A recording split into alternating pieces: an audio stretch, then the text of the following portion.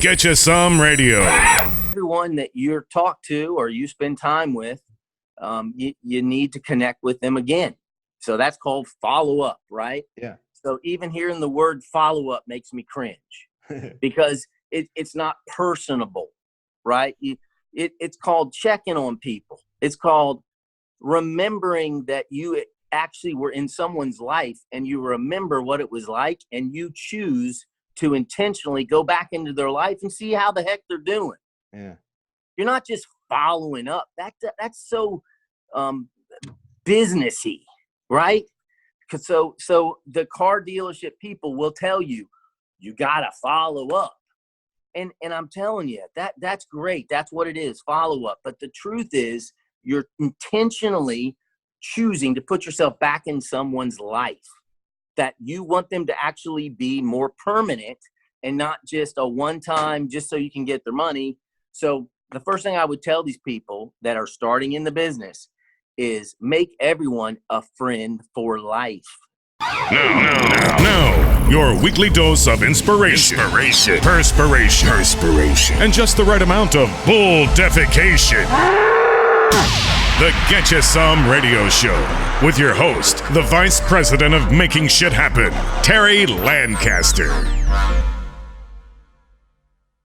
Save with Dave. Dave Clayton from Tidelands Ford over in South Carolina is the guest on the Get You Some Radio Show today. And I tell you this, if I'm talking to salespeople, I tell them all the time that Facebook is the 800-pound gorilla. That Facebook is where everyone's at. And even people who say they're not on Facebook, they're on Facebook. 85% of the population is on Facebook. And you've got an opportunity to use Facebook like a business card to get your message out there. So you go to Dave Clayton's Facebook profile. I'm looking at it right now. Big letters right across the top there. Save with Dave. I make car buying fast and fun. And then in his little description on the end, he says, I'm not just in the car business. I'm in the happiness business. I don't sell you. I help you.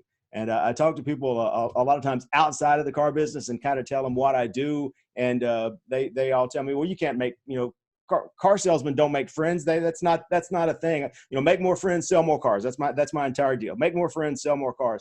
And nobody wants to hear that, but I'm telling you, it's true. The nicer you are, the better business will be. And my buddy Dave Clayton is living proof of that. We'll be back with Dave Clayton to find out how he does it right after this.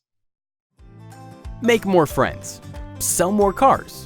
97% of car shoppers say they would prefer to know their salesperson before they ever set foot in the dealership. People buy from people they know, like, and trust, and they refer their family and friends to people they know, like, and trust. Visit terrylancaster.org to learn how your sales staff can get more reviews, more referrals, and more repeat business by building better, stronger, more authentic relationships online and in real life. terrylancaster.org. Dave, my man, how you doing, brother?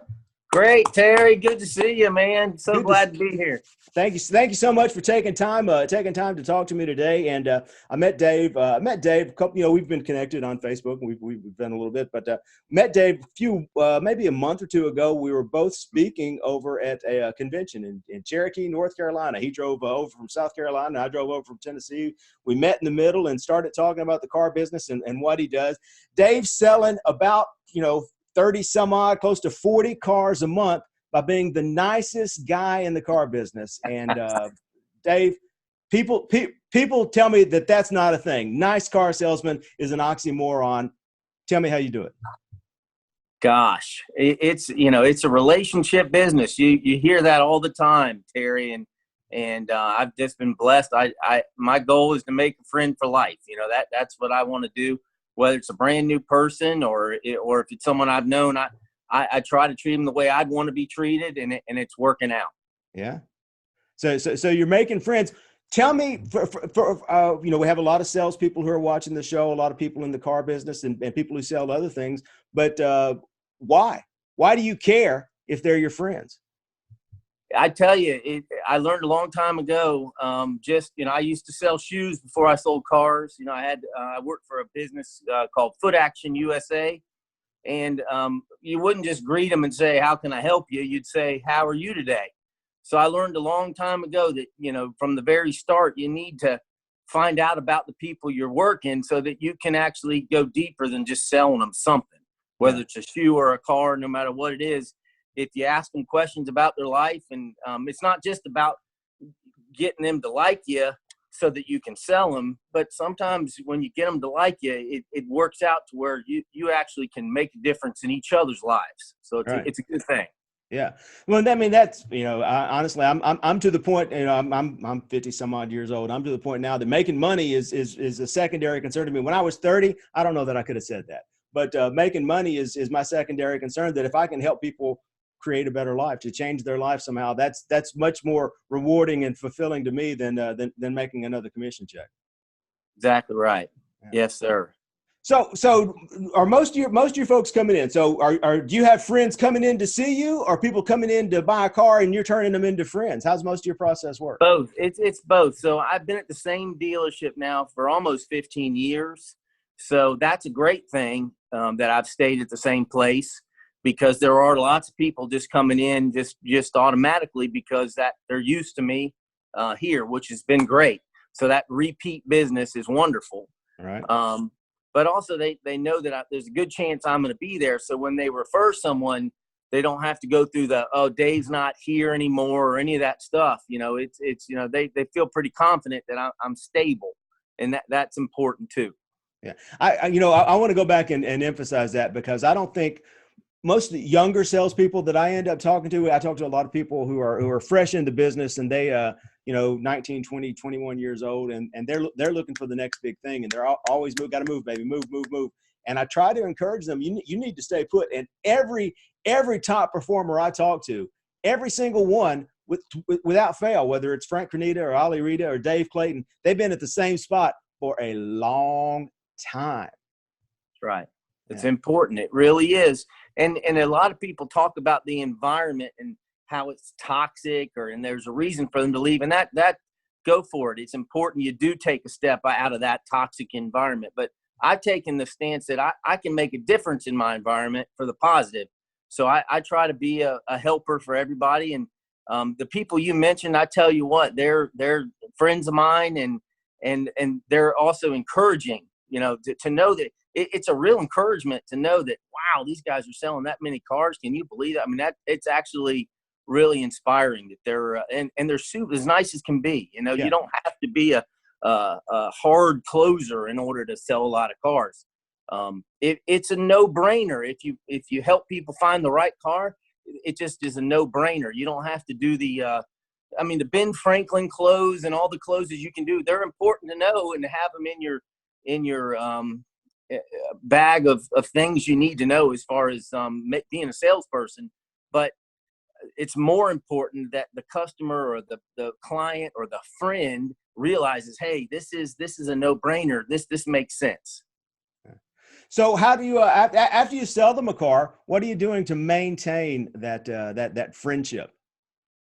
So I like to talk to people and ask them the question, what's the best thing that's happened to you since the last time I saw you? So they're used to hearing, a lot of times people are used to talking and griping about things. So when they actually have someone ask them, what's the best thing that's happened to you since the last time we talked, or since you bought your Ford Explorer from me, tell me about the best thing. Then all of a sudden they're telling me about their trip. They're telling me. So when I see them at Food Lion or when I see them at Publix, when I see them, I go right for them. And it's okay if I don't remember their name. I got to admit, I have to work on name recognition.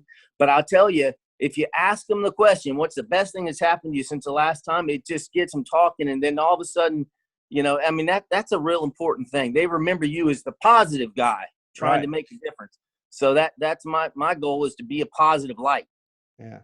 So, and we talk about friends. What's the difference between making a Facebook friend and making a real friend? Is there a difference for you? There's absolutely no difference. Yeah. There is no difference. And I'm preaching to the choir here with you, Terry, because I've heard you speak, and you're something else on this. This is huge, and you're so wonderful. I mean, the way you worded it so eloquently, I can't even do it, Terry.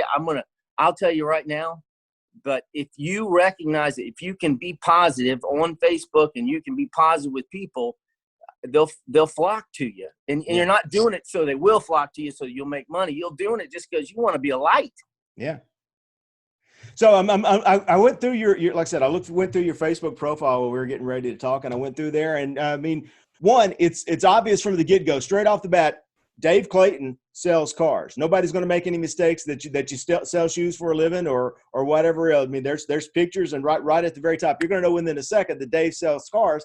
But you go through there, and you're not trying to sell cars. Not everything. It's not like a pitch fest. It doesn't look like a car commercial. It's just my buddy Dave talking about what's going on in his life.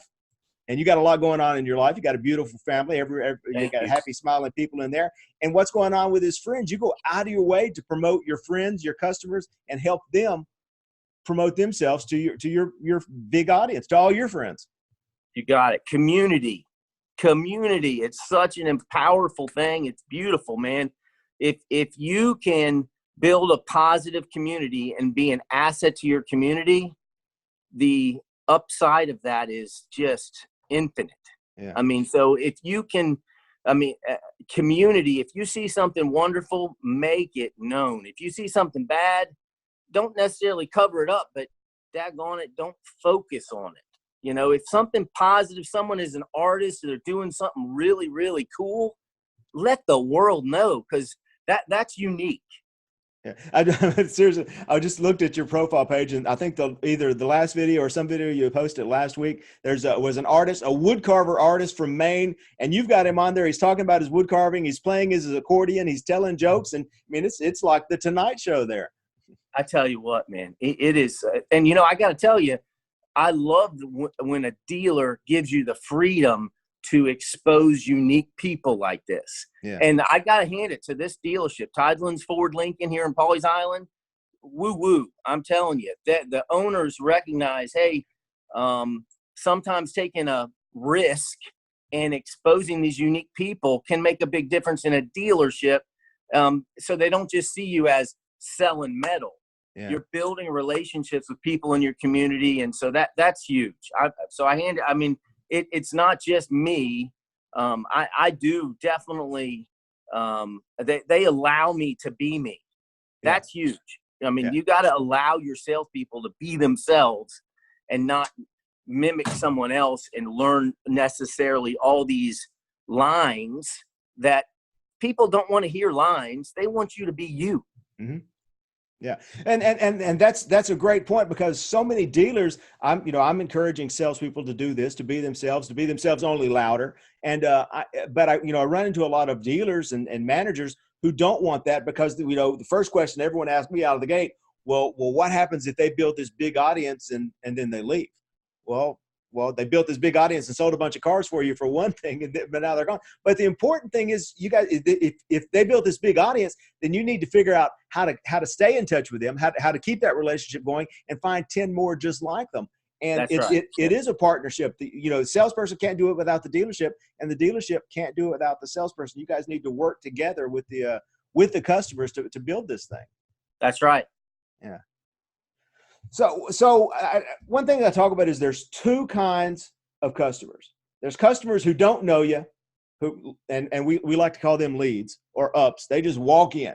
They're a stranger. And there's customers who walk in and they already know you. They're not there to buy a car. They're there to see Dave. What's the difference between those two kinds of customers? So for me, I guess, have you heard of Jonathan Dawson? Oh yeah. Okay, so he talks a lot about this pattern interrupt and what that's like. So when you greet a fresh up and you're Dave Clayton, me, I'm not typical. I'm not typical car salesman-y. I don't have that feel about me. Mm-hmm. Because of when I sold shoes, I didn't just say, how can I help you today? I am there to build a relationship, and I recognize when they don't like that necessarily, and then I'll become what they need. Right. So whatever their goal is becomes, whatever their need is, it becomes my goal, because I'm here to serve. I'm a servant. So that's all I'm doing. before I'd put the shoes on their feet and make sure they fit. I'd check their toe. Now I'm the same person that sold those shoes when I was in my 20s. Right. Yeah. So how's that different than what happens if it's a friend that walks in the door and they're looking for Dave? Okay. So it's absolutely no difference. I still want them to do the same thing. And here's what this is how I do it. And this is I haven't heard anybody else say it like this, but I've got a simple mind. So I need two things. I need you to paint me the perfect vehicle. If budget had nothing to do with it, what would that perfect vehicle look like? Number one. And then number two, if you could have the perfect budget, what would that be? So I put them on those are the two things I asked them to tell me about: the Right. perfect look and the perfect dollar. Yeah. And then I listen. And a lot of times I discover that there is a real problem. What is the problem? So I don't have enough seats. I want to be higher off the ground. Whatever the specific problem is, I go right to that and I try to solve it. I help them solve it. So again, when we get to the closing table, it's not I got to think about it. No, this is a no-brainer. This is exactly what I was looking for at the exact budget. Maybe it's a little more, but gosh, it's worth it. It's a no-brainer. I want every guest to have that experience. This is, that I want them to just roll. Yeah. So you talked about bumping into people in line at the grocery store, and you and I met at the Fran Taylor conference. We're giving all the sales trainers plugs today. So you and I met at the Fran Taylor conference on there. Fran is all about talking to people in line at the grocery store and meeting people out in the public. What are you doing in the community? How are you networking and growing your friend base outside of the community? So in the car business, people will ask you questions like, how many do you have out? And how many how many of you got this, or how much you have made? All these questions, it immediately kind of messes up my brain to think like that. Right. So it's the same thing when it comes to networking for me. Yeah. When someone says, so how are you networking? How are you growing? For me now, if I start thinking like the only reason I'm going somewhere is to grow, I got to talk to 3 people or 5 people, then suddenly it's not real. It's not authentic, to use a word that's used a lot. Right. So I am intentional, but it isn't about growing my network or growing the number of cars I sell, which when I talk about selling numbers of cars, I cringe. Yeah. Because that is not a lifelong enjoyment, just like selling that shoe. Yes, I sold 3 shoes today. Big deal. How many people are you helping walk right for the next 6 months? How many people are you helping them have peace of mind because their child is in a seatbelt in a car that's 5-star rated for safety for the next 2 years? I mean, there's deeper things, reasons, problems. People need help. So to answer your question about the community, Terry, I do pay attention to things that are going on in the community that I think need to be exposed. Mm-hmm. So there's a great, homemade ice cream place down the street. I want the world to know about this place. It's phenomenal. It's phenomenal. Yeah. So, and not just them, but there was a place on Front Street called Front Street Deli for years. And these people, Michelle and Andy Gerentano, they have an amazing story, Terry. They have since sold their business and rolled on. But I got to tell you the story, okay? All right. He was selling software in New York City. And she was also, and they were commuting to New York City from Long Island every day. They were just working their fannies off, right? This was about 20 years ago. And one day they said, honey, let's start our own business down in this little, let's find a little town and let's go start our own deli and let's do it the way we want to. They came to Georgetown, they started this deli and it grew like crazy. The Gerentanos have an incredible story. So that story needs to get told, right? That's they followed their dream. They followed their heart. So that's the kind of people that I love to sell to. not because they're going to grow my business, but because their story can be exposed and people can hear it and be inspired. Yeah. Well, and you're the same way. You've told me that you've had a recent dramatic shift in the way that you approach the car business. And you've always been the people person. You've always been the nice guy. But you work maybe harder than you wanted to. And you've had a conversion, so to speak, of what you think about, your work-life balance, the whole Dave Clayton bill of goods. Right. So it's very important that we work real hard, right? I want to be the hardest worker in the building, sure. And that's all real important. I don't ever want to cut corners. I want to do everything I can to just have the same energy at the end of the night that I have in the morning, and have the same energy at the beginning of the month that I'd have at the end. I was really trying to have all that. And in the process of selling cars over the years, 15 years, I would tend to stay the latest, and I tend to do I was working 60 hours a week, right, Terry? Easy, yeah. And so that wasn't always the best for my. We have 6 children. My wife. Oh, and I didn't realize you had 6. Yeah. Yeah. She's a school teacher. It's wonderful. So we have 4 girls and 2 boys. So our 18-year-old has just had a real tough time at it, and part of his realization is that he's had a Sunday daddy for the last 15 years. He's had his dad full time on Sunday, but during the week he hadn't had his dad too much. Yeah. So I've realized that it's real important that I'm still learning every day how to be a better car salesman, of course, but also being a better father, being a better husband, and this is something that I think is real important. Like you said, a realization of work and home life. And so I tell you right now, I'm preaching again to the choir here, but I'm telling you, if you can put the same energy at home and as you are at work, then that's the way to go. Yeah, I try not to talk about work-life balance too much, except that's the language people understand. And I said there's not work-life balance. There's only one Dave, and Dave's Dave all day long, all day, every day. And you have to help your people the same as you're trying to help other people. So I'm all about encouraging salespeople that don't necessarily have to work 60, 70, 80 hours a week, and it doesn't matter how much you're hustling and you're grinding and doing all that. At the end of the day, if you can't build a life that you enjoy, what's the whole point? And so let's talk about that for you got a new salesperson, and this I always ask it like this because I want to start with a blank slate, because blank slates are easier to draw on. But if you got a new salesperson who they're coming into the business or this business, whether they're selling shoes or selling cars, how would they get started building the kind of career that you've had that isn't necessarily all about lining them up and knocking them down, but still being able to make a decent living? So everyone that you're talked to or you spend time with, you need to connect with them again. So that's called follow up, right? Yeah. So even hearing the word follow up makes me cringe because it's not personable, right? It's called checking on people. It's called remembering that you actually were in someone's life and you remember what it was like, and you choose to intentionally go back into their life and see how the heck they're doing. Yeah.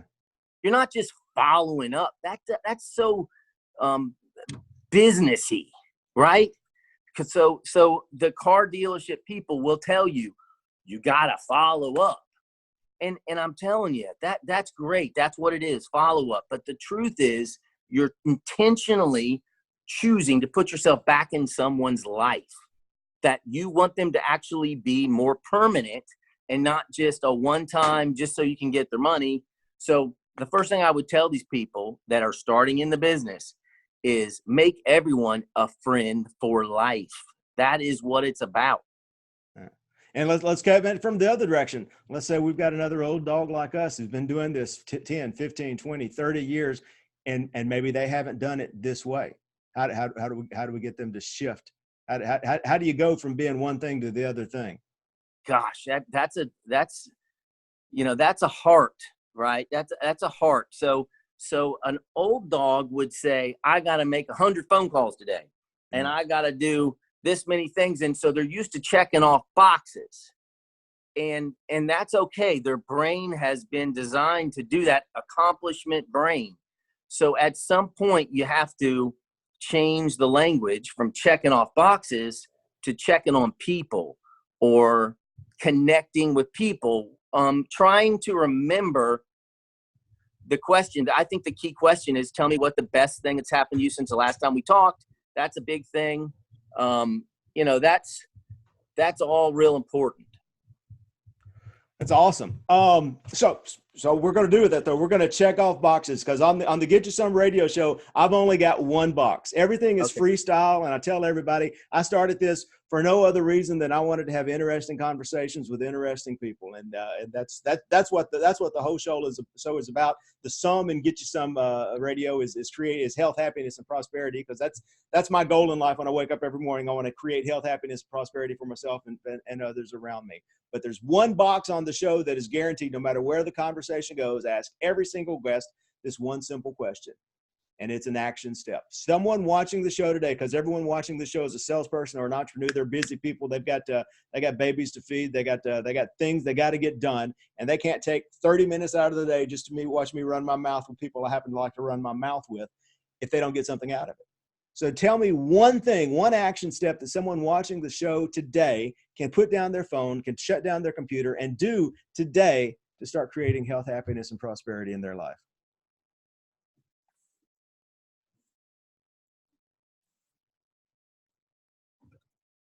Show people the love that you want to receive yourself. So when you're meeting someone, rather than focusing on your needs and what you're trying to go across, how you're trying to come across with someone, actually intentionally show someone love. Give them grace when they say, I'm just looking, I don't want to give you my cell phone number. I don't want to give you my email. Show them grace. Show them love. You don't have to be a smart aleck and come back and say, well, that's a nice way to be. You obviously have had a bad experience in the past. That's not, that's again, show someone love, give them grace when they come at you a little bit wrong. Because guess what? They're used to a rough world. They're used to people in their world not necessarily getting along. So when you can show get alongness, you can show love, you can show kindness to someone, guess what? It changes their pattern. This is that pattern interrupt we were talking about. Yeah. So that's the one thing I would say. Give people grace. Show them love. Be the change you wish to see in the world. I love it, man. It's a no-brainer. It's a no-brainer, right? I don't know why we make it so hard, but we do all the time. That's true. Dave, how do we get in touch with you if we wanted to get in touch with Dave Clayton? If we wanted to save with Dave, how do we go about that? I would just jump right on Instagram or right on Facebook, Dave Clayton. Facebook, Dave Clayton. You told everyone to save with Dave. That's great. You can message me. You can call me. My phone number's right on there as well. It's a real honor to be a part of this show. You're making a difference in the world, Terry, and we appreciate you so much. Well, I appreciate you. Like I said, interesting people talking about interesting things. I appreciate you taking time to talk to me. I appreciate you spreading the love in the world, because we all need a little more of that, brother. You got it. Take care, man. Have a good day. All right. God bless you. Get You Some Radio. You've been listening to the Get You Some Radio Show. Subscribe today at terrylancaster.tv to hear more episodes, win valuable cash and prizes, and get free training to help you create an army of buyers who know, like, and trust you before they've ever even met you. It's a big, wide world, boys and girls. Get out there and get you some.